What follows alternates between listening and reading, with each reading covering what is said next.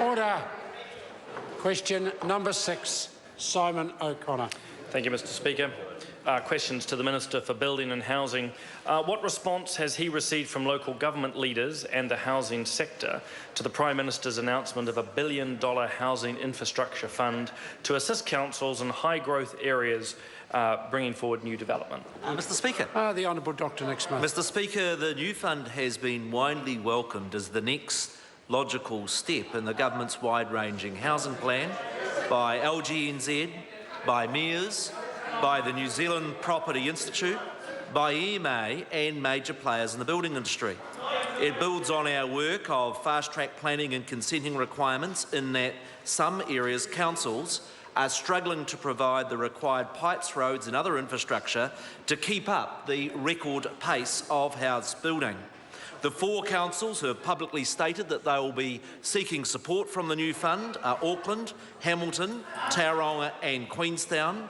Other areas may become eligible depending on the growth projections for the next 10 years to be updated by Statistics New Zealand later this year. Supplementary question.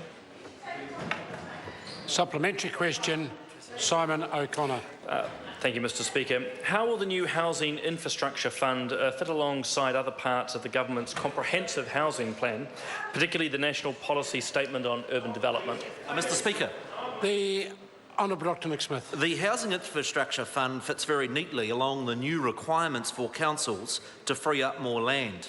The best way to avoid land banking is to create genuine competition in section supply, and that is why that National Policy Statement requires a 20% oversupply.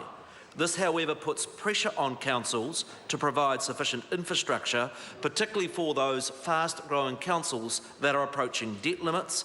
This is a practical response that is part of our ongoing plan to increase housing supply. Supplementary question. Supplementary question, Simon O'Connor. How does the current pace of building construction compare historically, and what steps is the government taking to grow the capacity of the sector to build the additional $1 billion of infrastructure? Mr Speaker.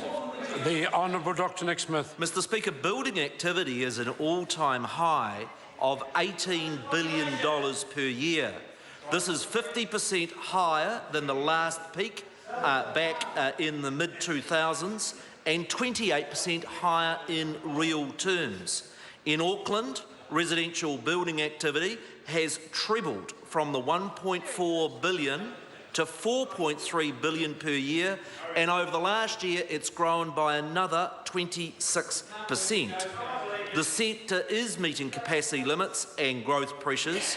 The government announced further funding in the budget of $14 million for apprenticeship training, and we now have a record 42,000 people training in the apprenticeship sector. Supplementary question, Phil Twyford. Does the Minister agree with the New Zealand Herald that the government's infrastructure announcement is just tinkering on the supply side of the housing market to feed an insatiable demand by speculators, and that the Labor Party's policy would have been a much better option? That's right. The Honourable Dr Nick Smith. Mr Speaker, it's interesting to note that the pace of new building that we are achieving is about double what Labor said in 2008 was achievable in this term of Parliament. I sometimes disagree with the New Zealand Herald, like when they assumed that those people with Chinese-sounding names were the problem in the housing sector. Question number 7. Order. The Right Honourable